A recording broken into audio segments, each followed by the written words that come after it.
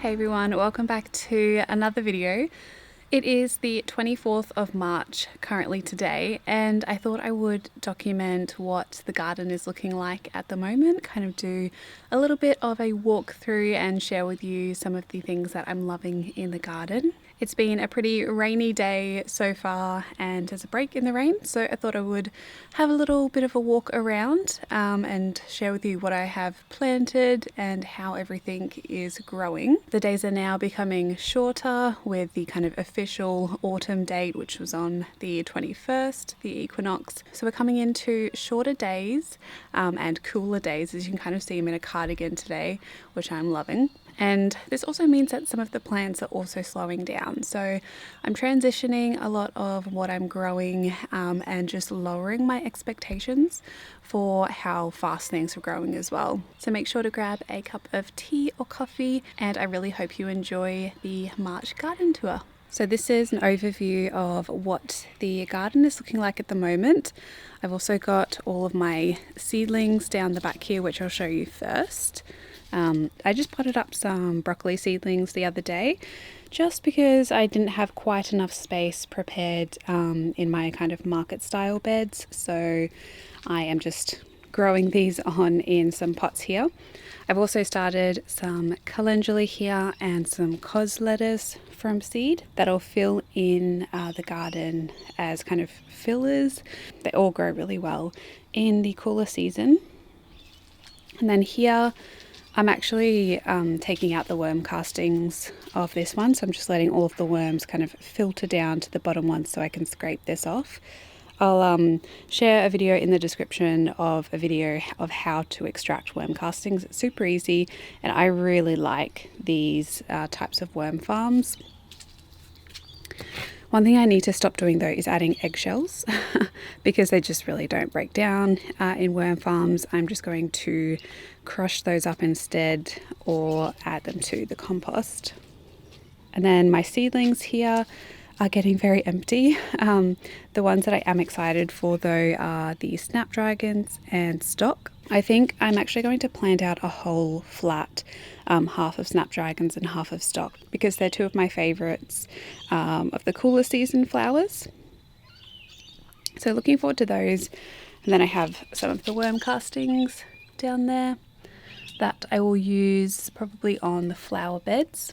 We actually compost our cat waste, all those deeds in the kitty litter, into the worm farms, and a part of that is just managing it well. You can absolutely compost cat waste and kitty litter in compost bins and in worm farms, and I do have a video of how we do that, but also we have started doing it in the worm farms and it's working really great. And it works good because I can kind of section it off and know to only use those worm castings on things that we are not going to eat, or things like fruit trees, just to avoid any harmful bacteria that might be in those systems, so that we're not spreading it to things like lettuce and other vegetables that might kind of come in contact with the soil.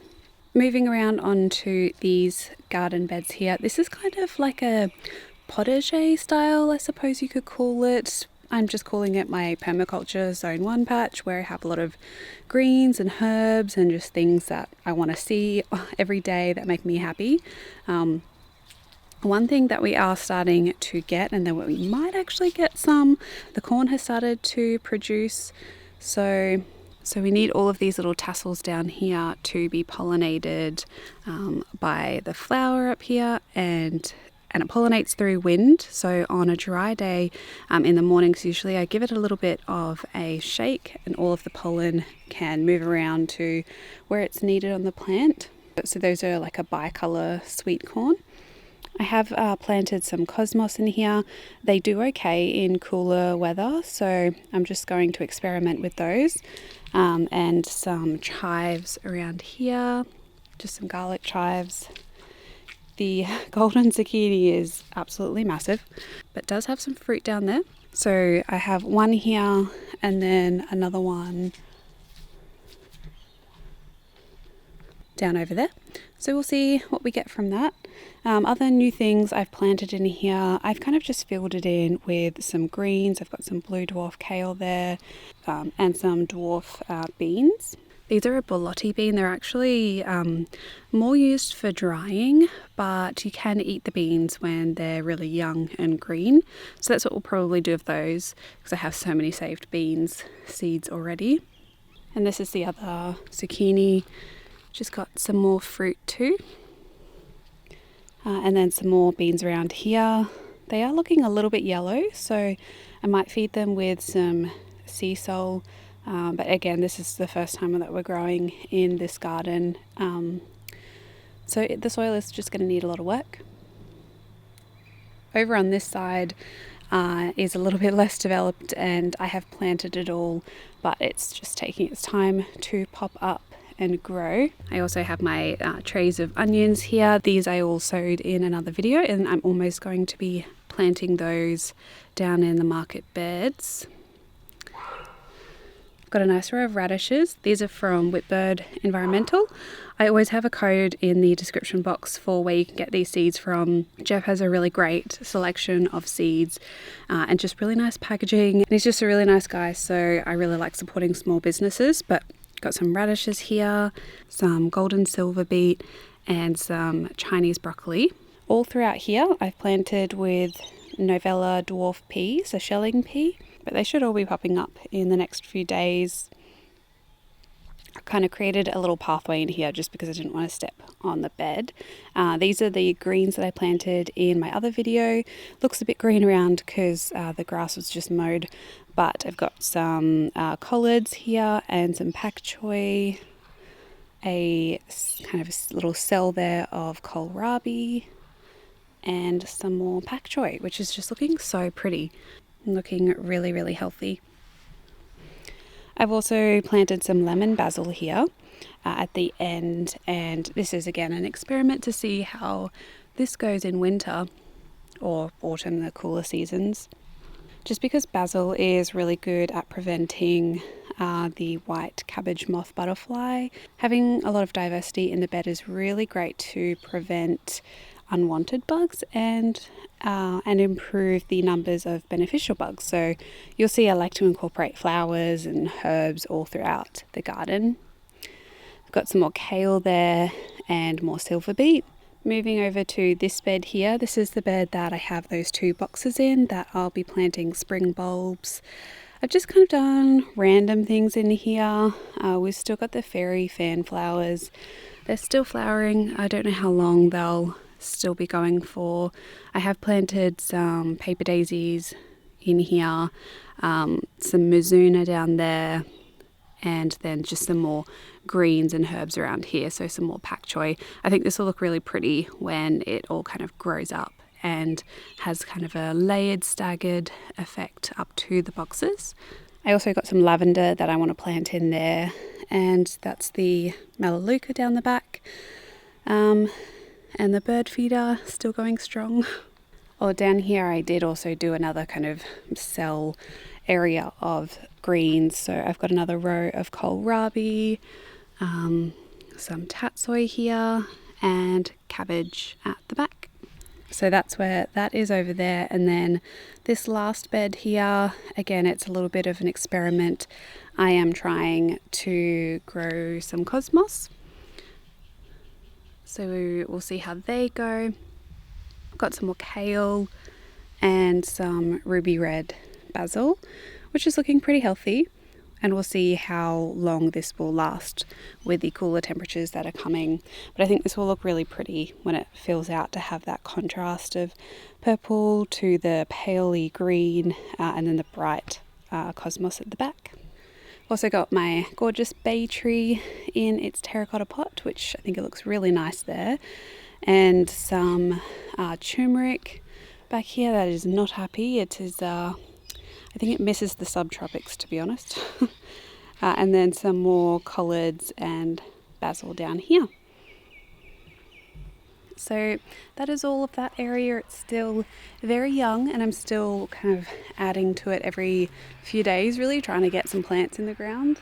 But the structure is there, which is the main thing, and I can just keep adding to it, filling in all of the gaps now that the cardboard and the compost is on top.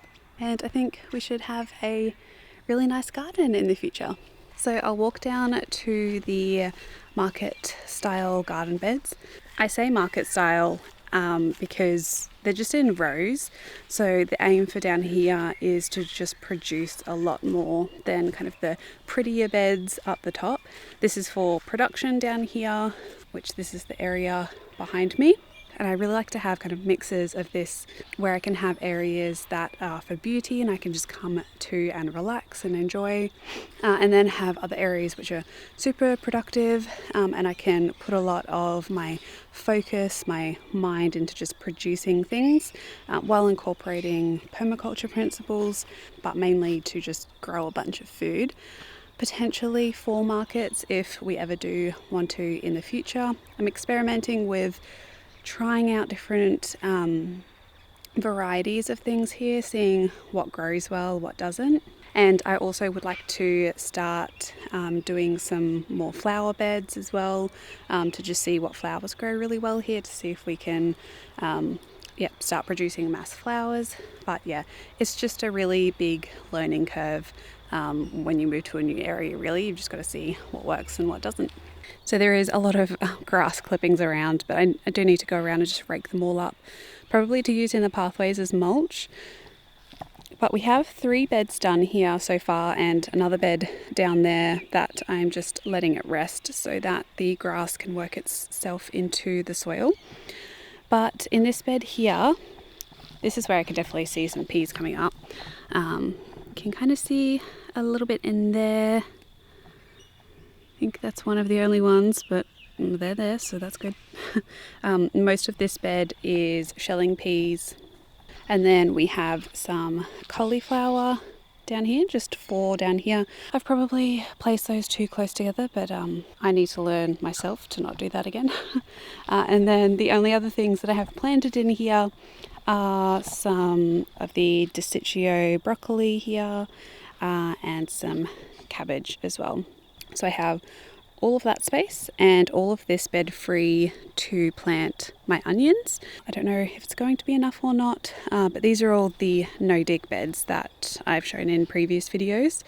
So far they're working really well, and I like the direction that I've placed it so that as the water kind of runs down this way here, the water and the moisture is going to be captured in the pathways. So I'll be mulching those pathways just to help retain some moisture. But so far I really like the structure, and it's just making me so excited to have all of the areas prepped so that we can start just growing more food. So that is pretty much it for the tour today. Just wanted to keep it nice and short because I do like having these little videos of documenting what the garden looks like at different times of the year. It's a really good reference point for me to know what's happening in the garden at this time of year.